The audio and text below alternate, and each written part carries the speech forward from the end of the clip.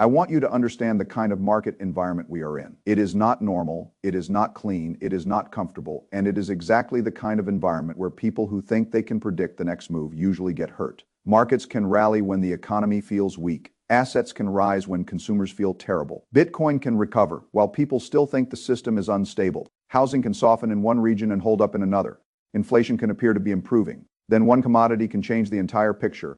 And the Federal Reserve can say one thing while the market tries to price what the next leader might do. This is why investing is difficult. The system is not one variable.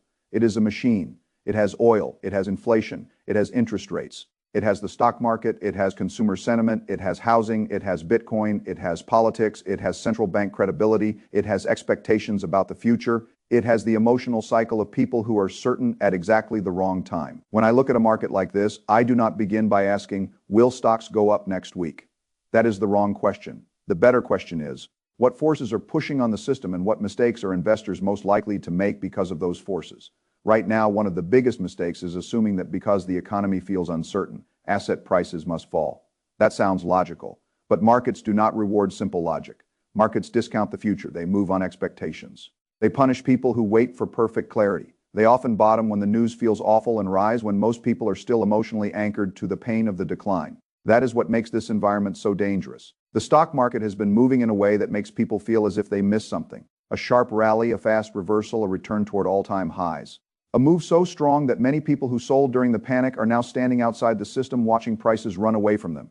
This is how markets humiliate certainty. The person who says, I will sell now and buy when things become clear, usually learns that clarity is expensive. By the time things feel clear, the price often already moved.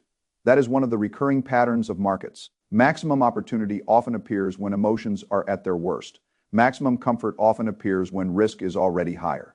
This does not mean you should be reckless. It means you should understand that the market is a discounting machine, not a comfort machine. The market does not care how you feel today. It cares about how capital expects conditions to look tomorrow. That is why Wall Street and Main Street can seem to live in completely different worlds. Main Street feels the price of groceries. Main Street feels the cost of gas. Main Street feels rent, insurance, mortgage rates, job insecurity, and the pressure of everyday bills. Wall Street looks at forward earnings, liquidity, rate expectations, margins, capital flows, policy responses, and where the economy might be 12 months from now. Both can be right at the same time. The consumer can feel terrible today while the stock market rises on the belief that conditions will improve tomorrow. That gap is emotionally disturbing, but it is not irrational. It is simply two different clocks. The household lives in the present. The market prices the future. And when those clocks diverge, people become confused. They look at their own life and say, how can stocks be rising when life feels so expensive?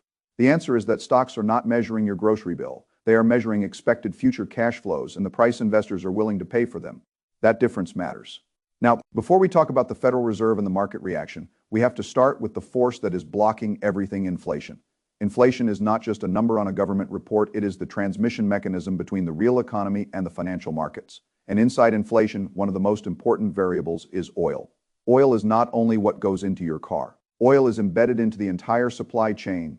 It powers trucks. It powers cargo ships. It powers planes. It affects tractors. It affects factories. It affects plastics. It affects packaging. It affects fertilizers.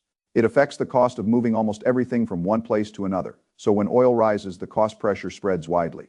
A higher oil price is not contained at the gas pump. It moves through the economy. It raises transportation costs. It raises input costs. It pressures margins. It hits consumers. It can lift inflation expectations. That is why oil matters so much to the Federal Reserve. If oil moves from a much lower level to over $100 a barrel, the inflation picture changes. Even if core inflation had been cooling, energy can push the system back in the wrong direction. The source document makes the point that a significant increase in crude oil can raise inflation and reduce growth. The exact relationship varies across time and conditions. But the direction is intuitive. Higher energy prices push prices up and can slow the economy at the same time. That is the difficult combination: inflation up, growth pressure down. That is not an easy environment for a central bank. If inflation rises, the Fed cannot easily cut interest rates. If growth weakens, the Fed may want to cut. If both happen together, the Fed is trapped. That is why the cancellation or postponement of rate cuts matters so much. The market had wanted cuts. Investors like cuts. Because lower rates generally support asset prices, they reduce discount rates, they make borrowing cheaper, they can support housing, they can support risk appetite. But if inflation remains too high, the Fed cannot easily deliver those cuts without risking its credibility. This is the central tension. Markets want easier money. Inflation forces discipline. The Fed is caught between them. In this environment, the market has now pushed the expected next cut far into the future. That is an important signal. It means investors are beginning to accept that inflation may keep policy tighter for longer than they wanted, and yet stocks have rallied strongly anyway. That is what makes this market so unusual. On the surface, no rate cuts should be bad for stocks. Higher oil should be bad for inflation. Inflation should be bad for consumers. Consumers are already stressed, and yet the market rises. Why? Because markets are not one-dimensional. A rally can happen because positioning was too bearish. It can happen because earnings expectations hold up. It can happen because investors believe the worst policy fears are already priced in. It can happen because people who sold are forced to chase back in. It can happen because liquidity is still sufficient. It can happen because large companies are still producing profits. It can happen because the market is looking past today's pain toward tomorrow's recovery. It can happen because in a world of currency debasement, investors still prefer assets to cash. This is why timing the market is so hard. You can analyze the data correctly and still get the short-term move wrong. You can identify the risks correctly and still miss the rally. You can be intellectually right and financially wrong if your timing is wrong. That is one of the most painful lessons in markets. The stock market can move from fear to euphoria very quickly. The source document describes a rapid rally, a move from oversold to overbought in a short period, and a strong Nasdaq win streak. Whether one focuses on the exact metrics or the broader point, the lesson is clear. Markets can turn before the emotional consensus does. The people who waited for the all-clear missed the move. That pattern repeats through history. When uncertainty is extreme, prices may be lower, but conviction is harder. When certainty returns, conviction is easier, but prices may be higher. There is no free version of investing where you get low prices and perfect emotional comfort at the same time. That is why systems beat feelings if you rely on feelings. You will often sell when the system offers opportunity and buy when the system offers comfort. That is backwards. A disciplined process prevents that. Now let us look at the contradiction between stock prices and consumer sentiment. This is one of the most important parts of the current environment. Consumer sentiment has been extremely weak. People feel bad about the economy. They feel pressure from prices. They feel uncertainty about jobs. They feel the cost of oil, food, housing, insurance, and debt. At the same time, the market has rallied. This creates a psychological disconnection. People think, if the market is up, why do I feel worse? The answer is that the market and the consumer are measuring different things. The consumer is measuring lived reality. The market is measuring future discounted expectations. The consumer asks, what does my life cost today? The market asks, what will corporate profits and liquidity look like in the future? That difference can create periods where the rich who own assets become wealthier on paper while ordinary people feel squeezed. This is not a conspiracy. It is a feature of an asset-based financial system. Asset owners benefit when liquidity, earnings expectations, and risk appetite return. People who mainly live on wages feel the immediate effect of inflation and borrowing costs. That divergence is one reason people feel the economy is unfair. They are not imagining the divergence. It is real. But from an investment perspective, very low consumer sentiment can sometimes be a contrary signal. When everyone feels terrible, a lot of pessimism may already be reflected in prices. If conditions improve even modestly, the market can move higher. This does not mean low sentiment guarantees a rally. Nothing guarantees a rally, but it explains why some of the best opportunities often appear when the public mood is darkest. Pain and opportunity often arrive together. The difficult part is that it never feels that way in the moment. In the moment, it feels like risk, and it is risk. But investing is about being paid to bear risk when the odds and price are favorable. Most people want to wait until risk disappears. But when risk appears to disappear, the return opportunity often disappears too.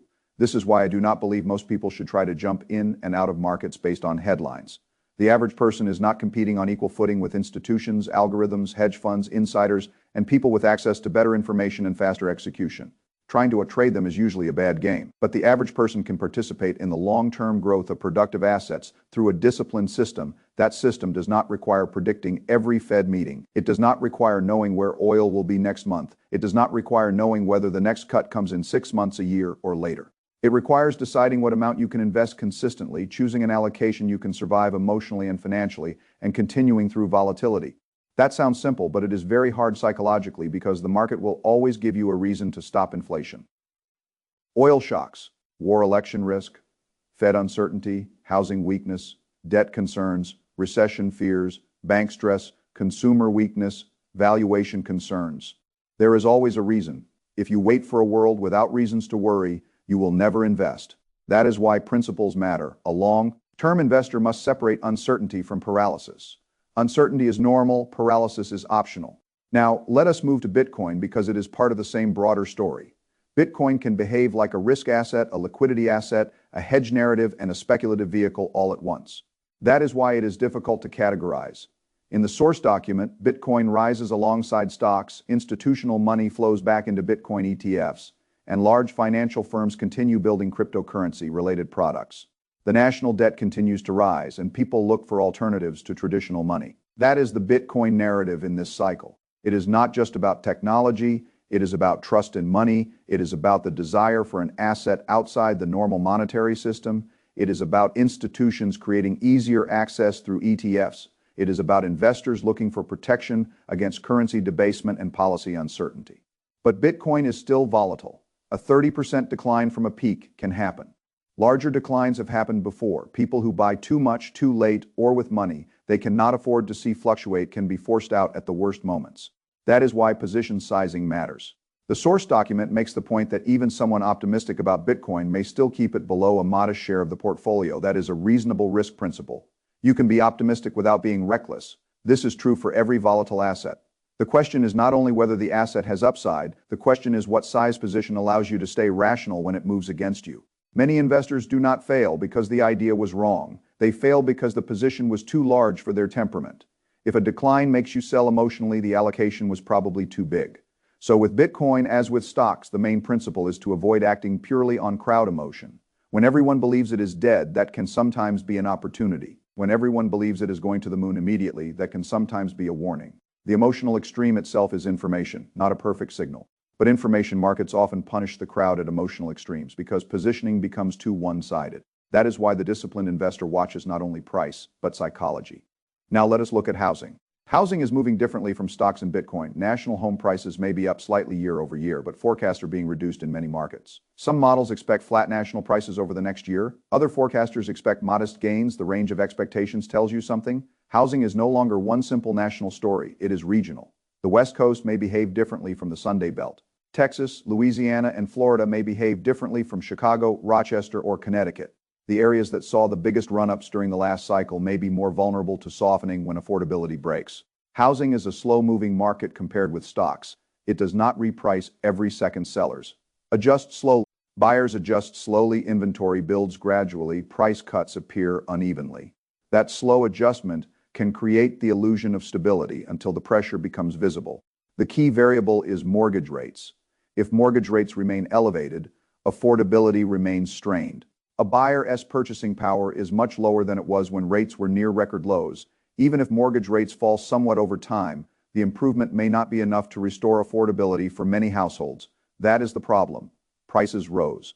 Rates rose, incomes did not rise enough to offset both, so buyers hesitate.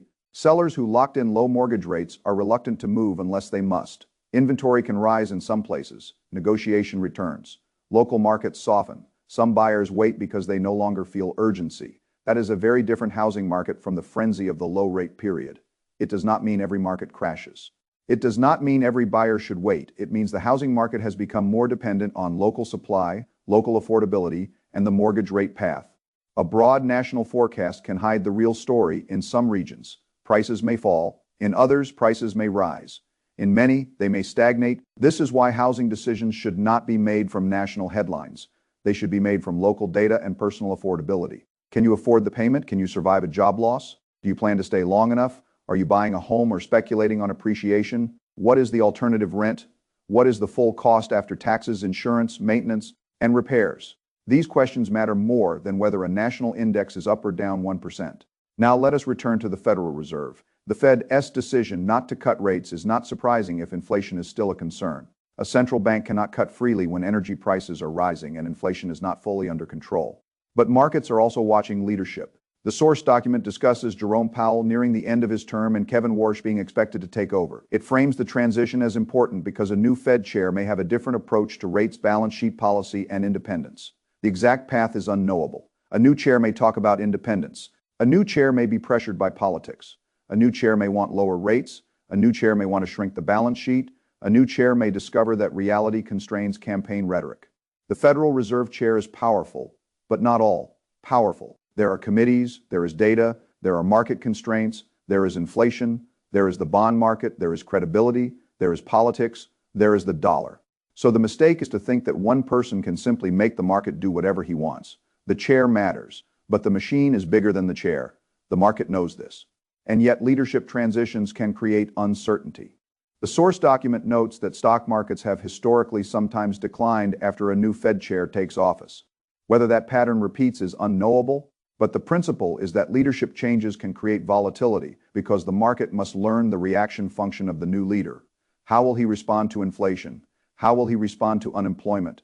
How will he think about the balance sheet? How much political pressure will he resist? How will the bond market react? These are real uncertainties. But again, if you are a long-term investor, the question is not how to perfectly trade the transition. The question is whether your allocation can survive multiple outcomes. If rates stay higher, can you survive? If rates fall, can you participate? If inflation stays sticky, are you protected? If stocks drop 30%, will you panic? If stocks melt up, will you abandon discipline and chase? That is the real test. Markets can enter what people call a melt-up. A melt-up is a rapid rise in asset prices driven not only by fundamentals, but by liquidity, momentum, fear of missing out, short covering, and the realization that too many people are underinvested. Melt-ups are dangerous because they feel wonderful while they happen. Everyone feels smarter. Account balances rise. Risk appetite returns. People who were cautious start feeling stupid. They chase. They increase exposure. They forget risk. Then eventually the bill comes due. This does not mean every rally is fake. It means late. Cycle rallies can be emotionally intoxicating. The same market that punishes fear can also punish greed. A disciplined investor must participate without becoming intoxicated. That is the hard balance. If you stay completely out, you risk missing compounding. If you chase blindly, you risk buying at emotional extremes. This is why a consistent allocation matters. Decide in advance. What percentage of your assets belongs in equities? What percentage belongs in bonds or cash? What percentage, if any, belongs in Bitcoin or alternatives? What amount do you invest every month? What drawdown can you tolerate? What would make you rebalance? What is your time horizon? These decisions should be made before the emotional storm, not during it. If you wait until the market is up 10% in 10 days, you will be reacting. If you wait until the market is down 20%, you will be reacting. Reaction is not a strategy. A strategy is a set of rules built before the event. That is why I keep coming back to the same conclusion. Most people should not try to be clever. The market is very good at humiliating cleverness. The people who sold in a panic may miss the rally. The people who wait for a lower Bitcoin price may watch it move higher. The people who say housing will crash everywhere may find that some markets hold. The people who say rates must fall may discover that oil keeps inflation high. The people who say rates will never fall may discover that recession forces policy to change. The future has more paths than the mind wants to admit. So the best system is one that does not require perfect prediction. Dollar cost averaging is boring, but it solves a major behavioral problem. It takes timing pressure out of the process. You invest a set amount regularly. When prices are low, you buy more shares. When prices are high, you buy fewer shares over time. You participate in the growth of productive assets without needing to perfectly call every top and bottom. This is not magic. It does not prevent losses. It does not guarantee success, but it reduces the risk that your emotions make one disastrous timing decision. And in investing, avoiding the disastrous decision is often more important than finding the perfect decision. The most important thing is that the amount invested must be sustainable. If you invest too aggressively and then need the money during a downturn, the system fails. If your allocation is too risky and you sell during a drawdown, the system fails. If you pretend you can tolerate volatility but cannot, the system fails. A good investment plan must match your actual psychology, not your fantasy psychology. This is why I think a person should choose an allocation they can live with through a 30 to 50% drawdown in risk assets. If you cannot hold through that, reduce the risk before the drawdown happens. Do not wait until panic teaches you your real tolerance. The tuition is expensive. Now, what does this environment mean for a person trying to come out ahead? First, understand that inflation is still the central constraint. Oil can change the inflation path. Inflation can keep the Fed from cutting. Higher rates can pressure housing and debt, but markets can still rally if they believe the future improves. Second, understand that consumer pain and asset rallies can coexist. Do not assume that your personal experience of the economy is the same thing as the market's expectation. Third, do not try to time everything. The market can move too quickly. Fourth, use volatility as part of a system rather than as a reason to abandon the system. Fifth, know your position sizes. If Bitcoin is part of your portfolio, size it so volatility does not control you. If stocks are part of your portfolio, hold them with a long enough time horizon. If cash is part of your portfolio, understand its purpose and its inflation risk. If housing is part of your plan, analyze local affordability, not national headlines. Sixth, watch the Fed, but do not worship the Fed. The Fed matters. But it is not the only force. Oil matters, earnings matter, consumers matter, credit matters, housing matters, politics matters, liquidity matters. The whole machine matters. A sophisticated investor does not reduce the world to one headline. That is the mistake. Media encourages one headline, one reason, one conclusion. The real world is multiple causes interacting. Oil rises, inflation expectations shift, the Fed pauses, mortgage rates stay high, housing softens, stocks rally because future earnings expectations improve. Bitcoin rises because liquidity and institutional flows return, consumer sentiment remains low because households feel current prices, and the market melts up because positioning was too pessimistic. That is a more realistic picture, messy, but realistic. The world is messy. Your framework must be able to handle mess. Now, let us talk about the emotional cycle at the bottom. People do not feel opportunity. They feel fear at the top. People do not feel risk. They feel confidence.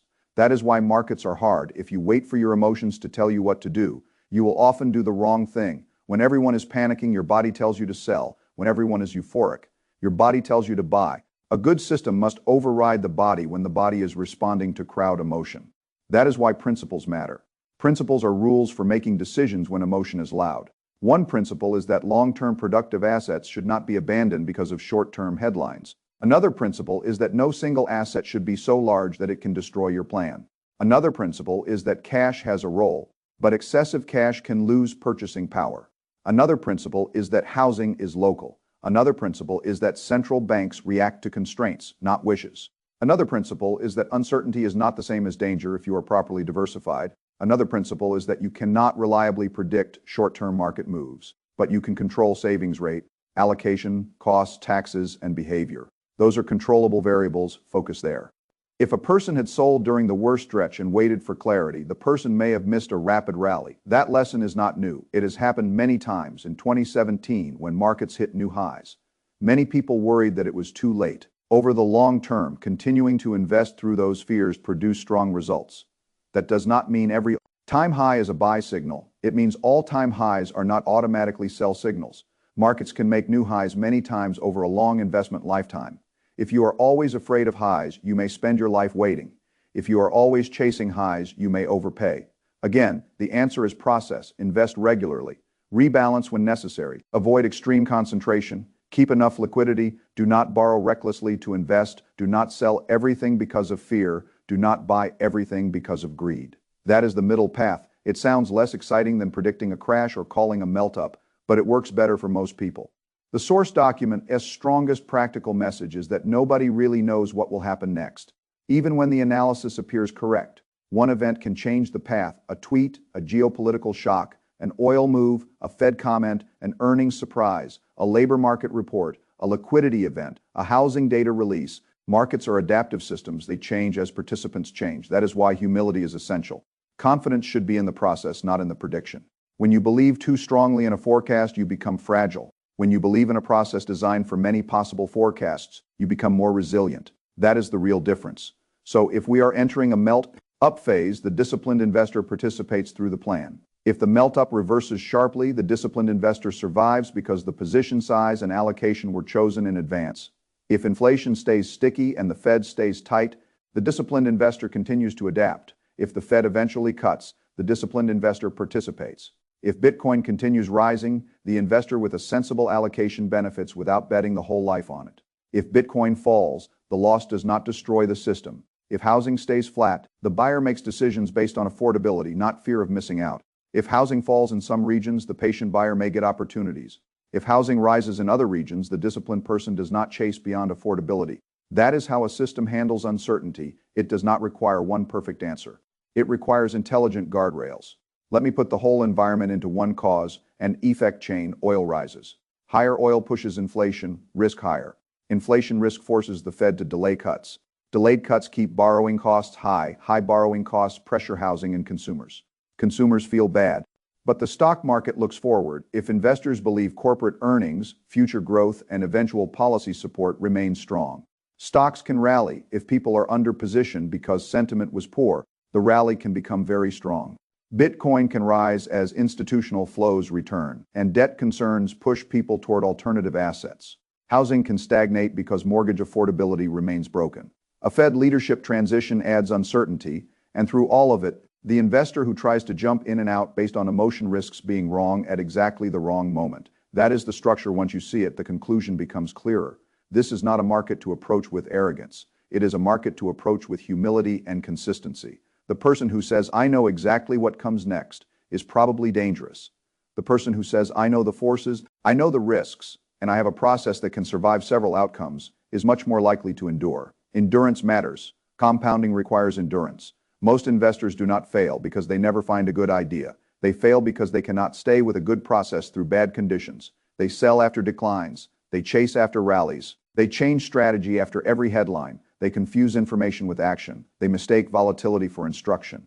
Volatility is not always instruction. Sometimes volatility is simply the cost of participating. If the long-term system is sound, short-term volatility must be expected. That is why the most important decision is not what you think the Fed will do tomorrow. The most important decision is what system you will follow when the Fed, oil, inflation, stocks, Bitcoin, and housing all send conflicting signals, because they will. The signals will conflict. That is normal. A good system does not need the world to be simple. It needs the rules to be clear. So the rules are these. Keep investing if your time horizon is long and your financial foundation is sound. Do not invest money you need soon. Keep enough cash for emergencies, but do not confuse cash with long-term safety. Own productive assets over time. Use diversification, size volatile assets appropriately. Do not let the Fed headline become your whole strategy. Do not let oil panic make you abandon your plan. Do not let a melt-up make you reckless. Do not let consumer sentiment convince you the market cannot rise. Do not let market highs convince you risk has disappeared, and do not wait for perfect clarity. Perfect clarity is usually a sign that the opportunity has already been repriced. The market does not give easy answers, it gives prices. Your job is to build a process that can deal with those prices over time. That is how you come out ahead. Not by predicting every move, not by reacting to every headline, not by trying to outsmart everyone in the room, but by understanding the machine, respecting uncertainty, and staying consistent when other people are forced by their emotions to do the wrong thing. This market may keep melting up, it may reverse, it may do both, it may rise first and break later, it may scare people out and then reward those who stayed, it may reward patience in housing and consistency in stocks. It may reward those who understand Bitcoin's volatility and punish those who size it wrong. No one knows the exact path, but the principles do not change. In a world of inflation pressure, central bank uncertainty, asset rallies, weak consumer sentiment, and political transition, you need more than an opinion. You need a system. And the system must be built before the next headline tests you.